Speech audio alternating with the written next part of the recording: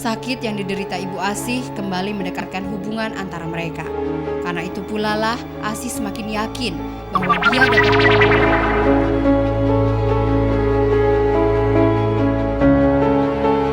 Setelah menempuh jalan yang benar, cobaan ternyata belum jemu menemani Asih. Himpitan ekonomi menerpanya. Ibu Asih kini sakit, sedang ia tak punya biaya untuk mengobatinya. Ya kadang-kadang kalau lagi mikir ke masalah ekonomi ya, apalagi ngeliat orang tua sakit, karena orang pusing juga emang. Kalau dulu saya duit gampang banget, kenapa sekarang malah sulit gitu. Kadang-kadang suka ke situ juga, tapi dipikir lagi, saya ngeliat anak saya udah besar, saya nggak mungkin gitu. Bagian saya udah malu gitu, saya udah dari nanti 31 gitu. Tak hanya itu, meski sudah lama berlalu, masih banyak orang yang suka menggunjingkannya. Menghadapi semua itu, Asih hanya bisa diam dan menahan diri. Ada orang yang, itu kan bekas anak ini gitu. Ada aja juga yang ngomong kayak gitu ya. Kok tinggal di sini? Iya, kayak ini gitu. Tapi kadang-kadang aku mikir lagi, orang pasti semua punya kesalahan, pasti ada istilahnya ada ininya gitu ya. Ada cobaan gitu, ada kesalahan bisa dibenerin lagi. Allah aja masih bisa maafin, masa orang juga enggak gitu. Hinaan dan cacian yang diterima tak pernah mengurangi kegigihan Asih dalam bertobat. Ia justru kian tekun memperbaiki dirinya.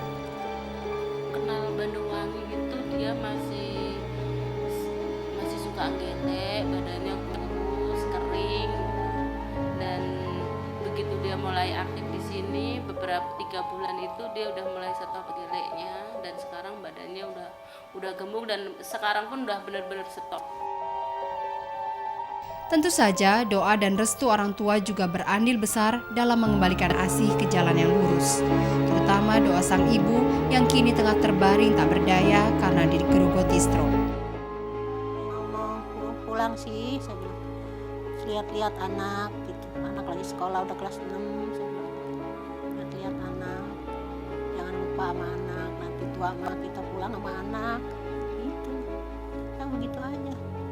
Doanya enggak doa ini itu anak ini biar begini enggak. Bersih hati saya mah. Enggak nyumpain gitu seperti orang-orang enggak. Anak yang mana juga. Sakit yang diderita Ibu Asih kembali mendekatkan hubungan antara mereka. Karena itu pula lah Asih semakin yakin bahwa dia dapat diterima di lingkungan keluarganya tanpa dibayangi masa lalu yang kelam.